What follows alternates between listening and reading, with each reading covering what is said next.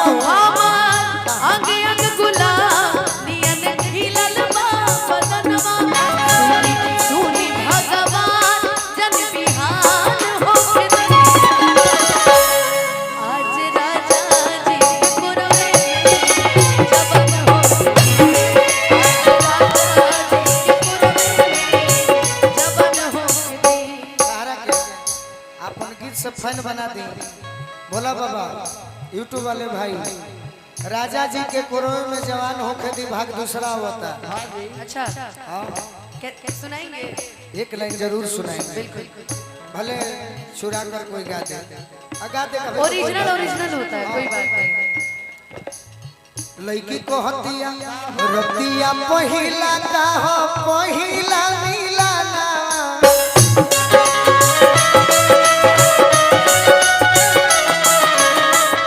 भाग से भेटाइल बड़े सजन के सजना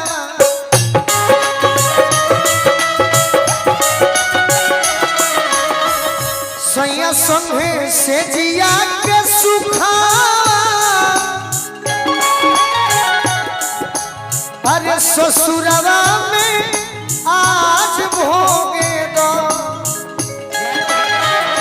ए राम जी ए राम जी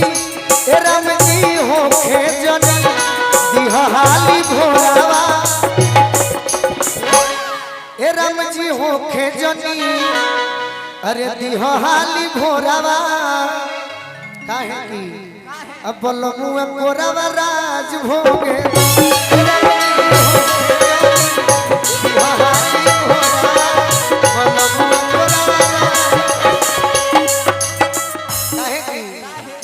आज ले तो भइल रहे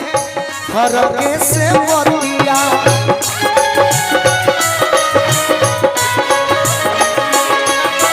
नियरा आई जियरा जुड़ाई जाई छतिया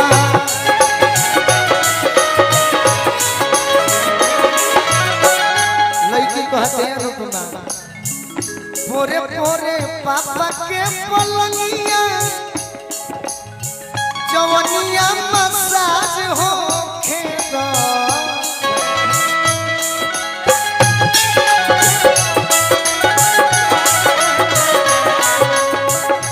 ए राम जी हो खेजन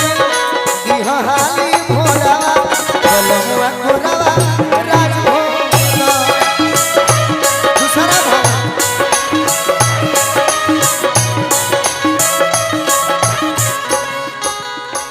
समाज कोई भी हो के अनुपमा निसार जी आई निसार जी से हम कहनी है निसार जी यही गांव के एगो लड़का हुए मुस्लिम समाज के हुए लेकिन बड़ी सुंदर गीत लिखे ले बड़ी सुंदर अरूरा सब इनका के आशीर्वाद दी हम इनकर गीत कुछ दिन में गावे वाला बानी अनुपमा के भी लिखी कैसे कि हम चाहता नहीं ऐसे कि अनुपमा के और हमरा के स्टेज से जाना जाला हम जब से एल्बम गाओ तनी तब से एल्बम में हमरा बड़ी प्रेम मिलता तो हम चाहते हैं कि हमारा अनुपमा भी एल्बम में भी आगे रहो ये मेरा योगदान बाकी गीतकार लोग बा लेकिन रार योगदान जरूर चाहिए बड़ी सुंदर लिखो यार निसार भाई के स्वागत बा ए राम जी हो खेजनी दिहाल भोरावा बलमुआ भोरावा